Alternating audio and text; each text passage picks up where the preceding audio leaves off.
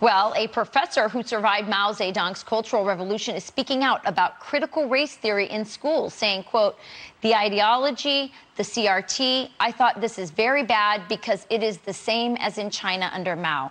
The only difference is in China, Cultural Revolution is your status in your community, your class, but in CRT, it is your identity and your race." Joining us now to react is co-author of Red, White, and Black, Rescuing America from History from Revisionists and Race Hustlers, Reverend Dean Nelson, and Senior Research Fellow at the Asian Studies Center, Dean Cheng.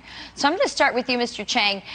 Tell us, what are the similarities between this woke ideology, CRT, and the Cultural Revolution in China?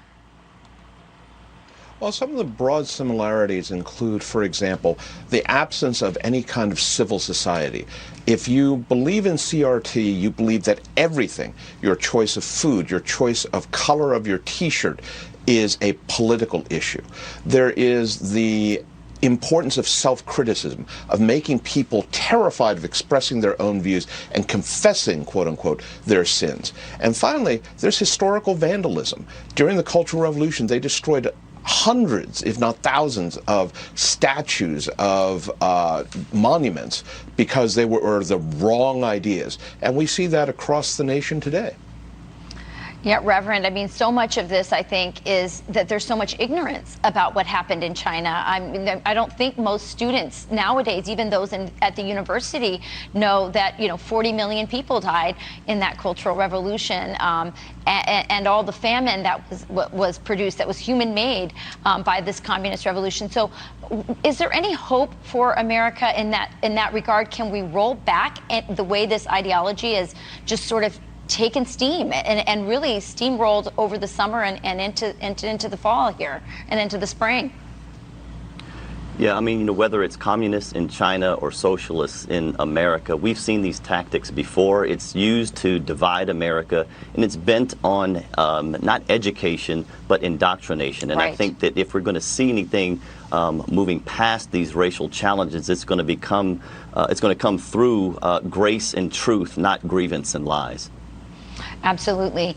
Mr. Cheng, what do you think we can do as a nation right now to fight back against this ideology?